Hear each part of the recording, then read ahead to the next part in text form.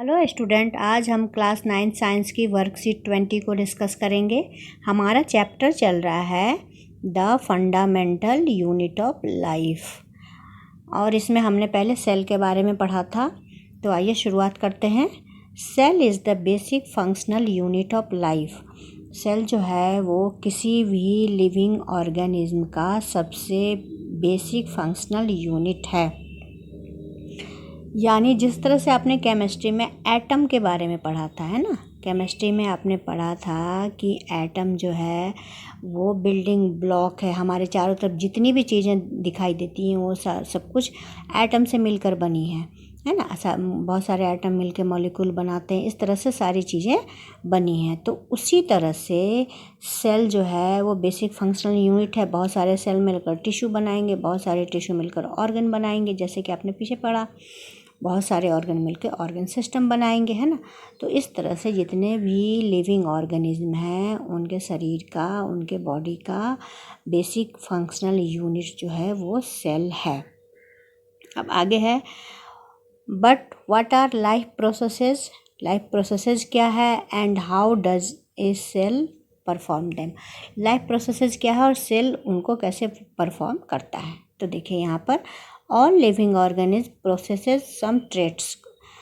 जितने भी living organism सबके कुछ खास गुण होते हैं। क्या गुण होते हैं? लाइक दे ग्रो, यानी उनमें ग्रोथ होता है, एक्सक्रीशन होता है, नीड फूड यानी कि डाइजेशन करते हैं वो, इनहेल एक्सहेल यानी कि रेस्पिरेशन करता है ना। जितने भी लिविंग ऑर्गेनिज्म हैं उनमें ये सारी क्रियाएं होती हैं। ग्रोथ होती है, एक्सक्रीशन होता है, रेस्पिरेशन होता है, रिप्रोडक्शन होता है, डाइजेशन होता है।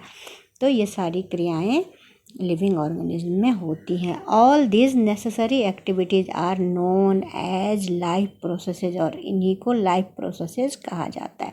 मतलब अगर वो लिविंग है तो उन सब में ये सारी क्रियाएं होंगी ज़रूर से।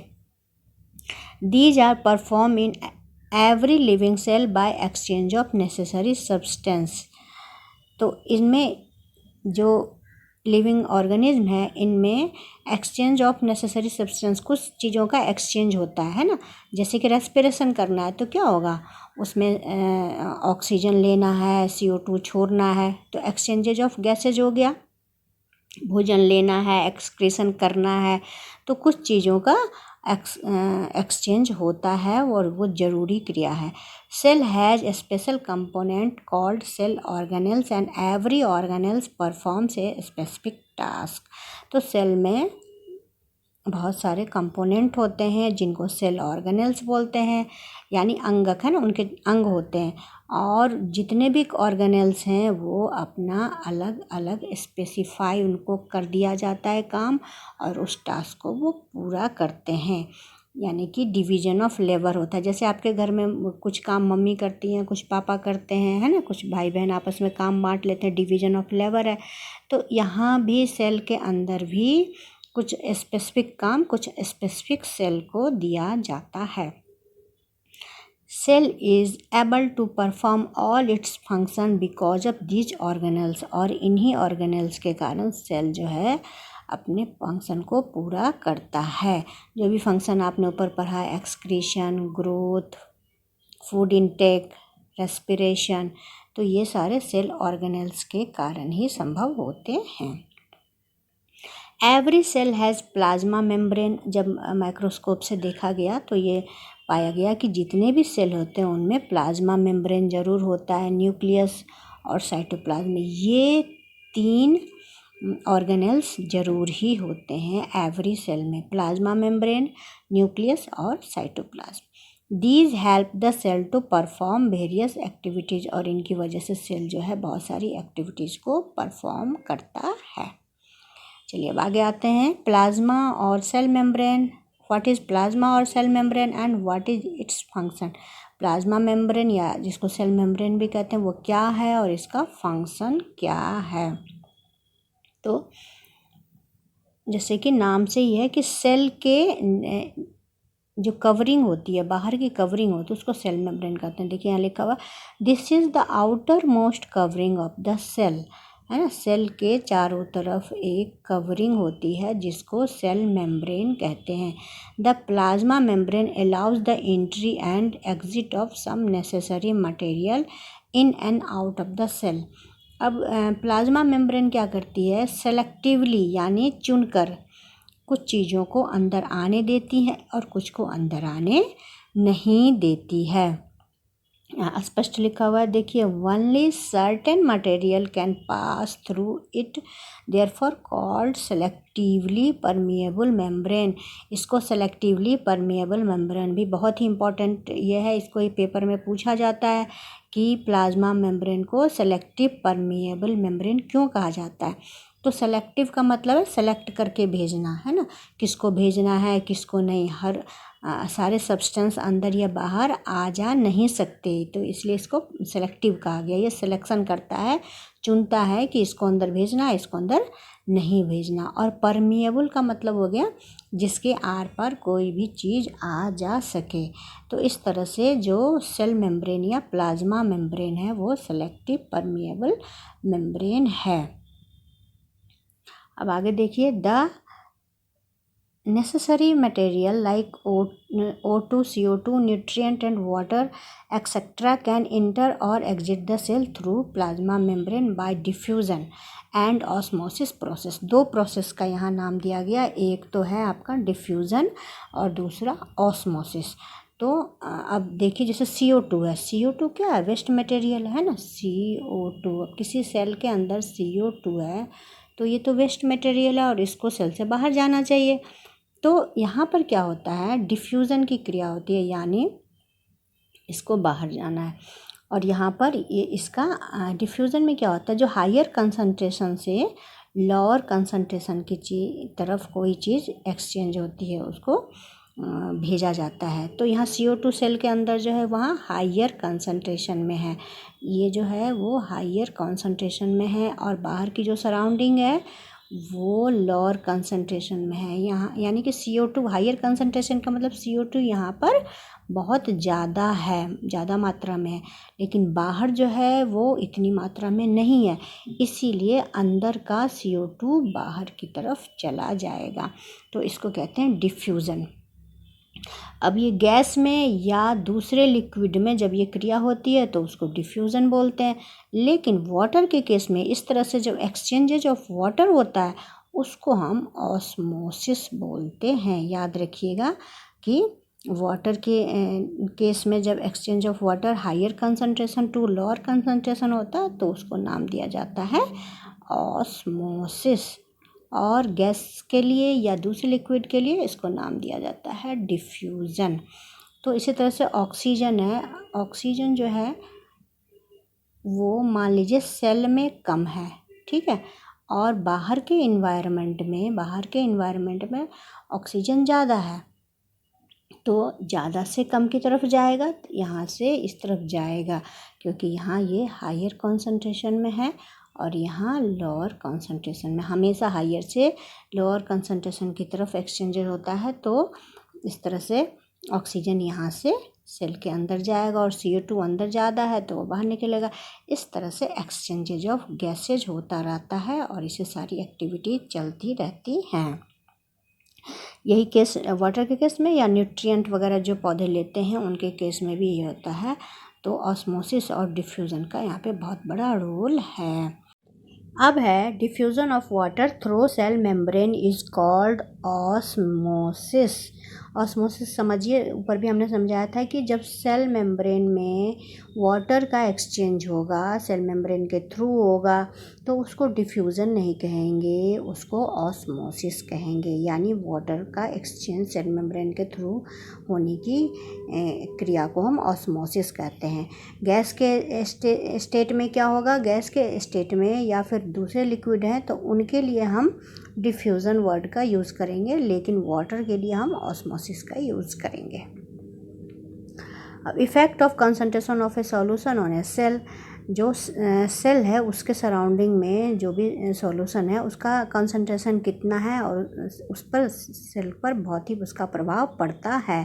On the basis of concentration of water solution is of 3 type, और ये 3 टाइप के सॉल्यूशन यहाँ बताए गए हैं। पहला है हाइपोटोनिक सॉल्यूशन, ऐसा सॉल्यूशन जो डाइल्यूट होता है जिसमें वाटर की मात्रा बहुत ज़्यादा होती है, जैसे कि ये सेल है ना, और ये इसके सराउंडिंग का सॉल्यूशन है।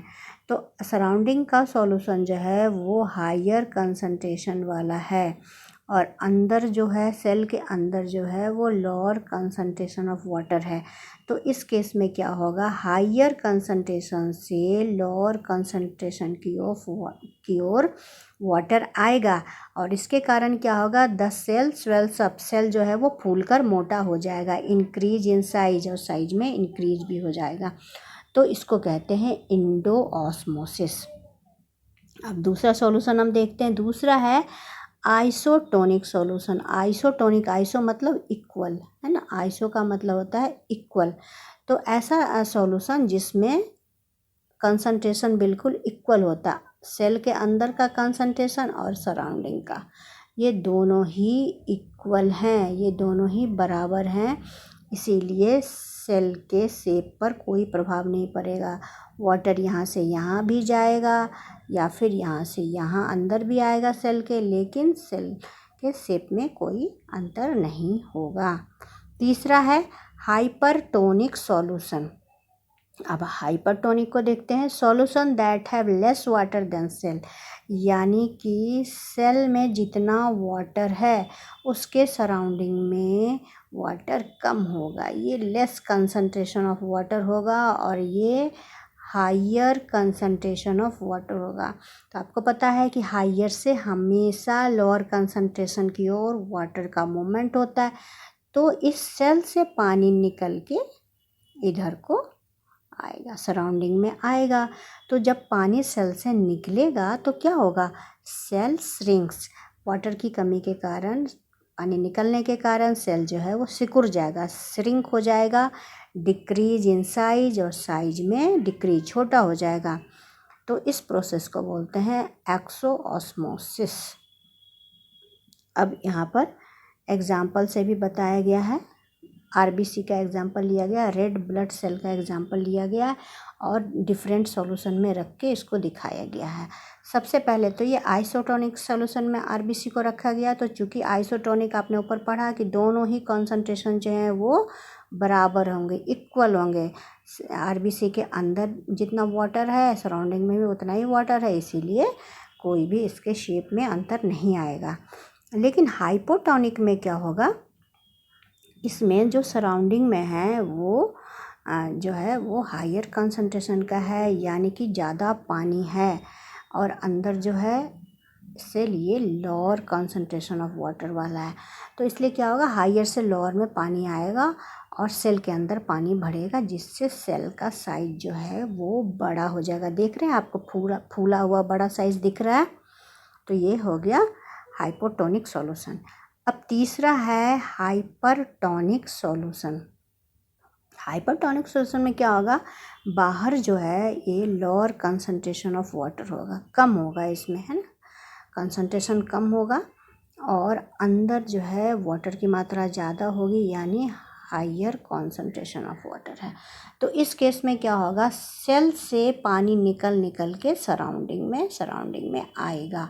तो सेल से पानी निकलने के कारण क्या होगा, सेल जो है श्रिंक हो जाएगी, छोटी हो जाएगी, है ना, दिख रही है आपको छोटी, सेल बिल्कुल श्रिंक हो गई और साइज में छोटी हो गई है। तो ये तीनों आपको, मुझे लगता है आप अच्छी तरह से समझ में आ गया होगा।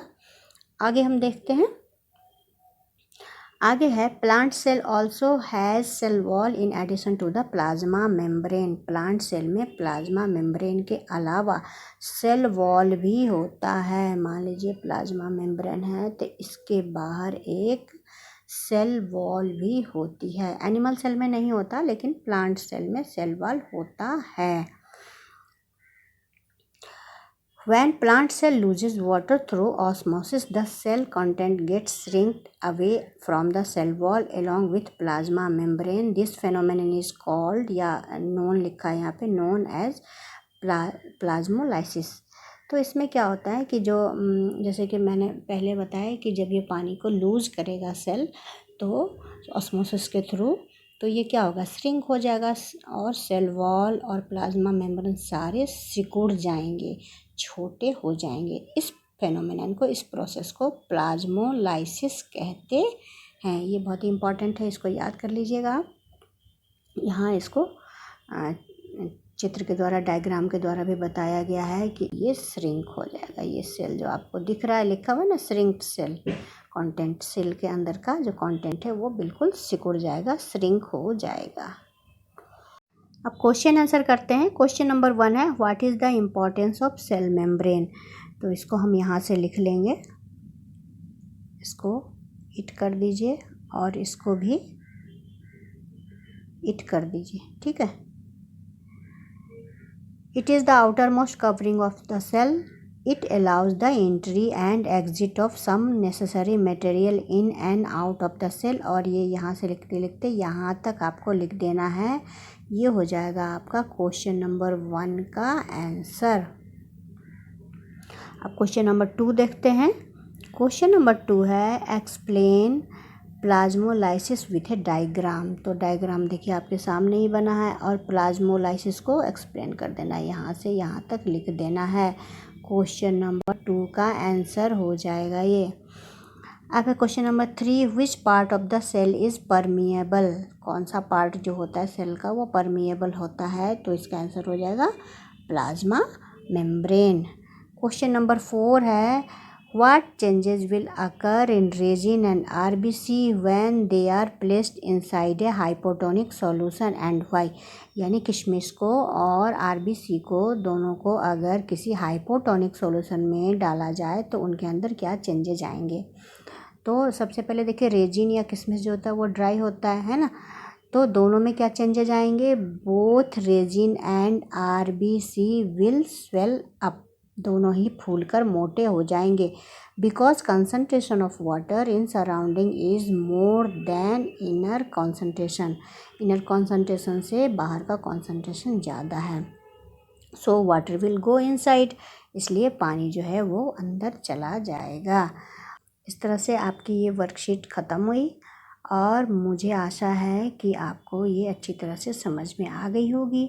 अगर ये आपको अच्छी तरह से समझ में आ गई है तो आप अपने दोस्तों के साथ इसे अवश्य शेयर करें और मेरे चैनल को सब्सक्राइब करें। Thank you.